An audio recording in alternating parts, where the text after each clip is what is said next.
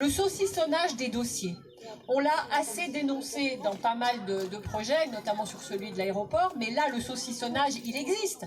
On calcule l'extension des serres maraîchères juste à la limite de ce qu'il faut pour ne pas faire l'étude d'impact. On en fait deux plus petites, des agrandissements, plutôt que de dire que globalement, on va regarder l'impact de la totalité. Et ça, le saucissonnage des dossiers, c'est vraiment une plaie dans notre pays, qui normalement ne devrait plus exister, mais qu'on continue à avoir. Le deuxième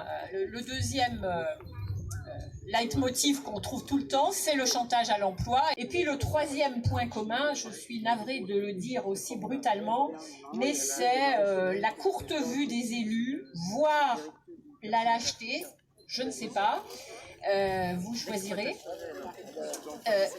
Tout ça avec le silence aussi de l'autorité préfectorale, qui est aussi le silence un peu imposé par les grands lobbies. Vous imaginez bien que les préfectures regardent de très près ce qui se passe, bien évidemment, mais qu'elles ne soutiendront rien de ce qui est l'opinion d'une grande majorité des habitants s'il n'y a pas une véritable mobilisation.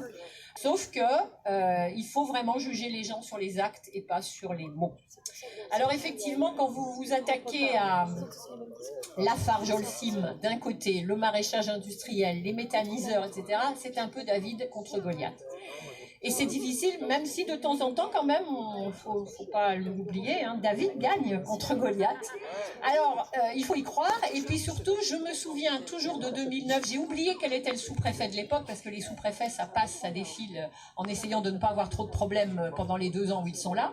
Il m'avait dit, Madame la vice-présidente à l'époque, le jour où l'opinion publique ne voudra plus de produits chimiques, phytopharmaceutiques, eh bien, ils seront bien obligés d'arrêter.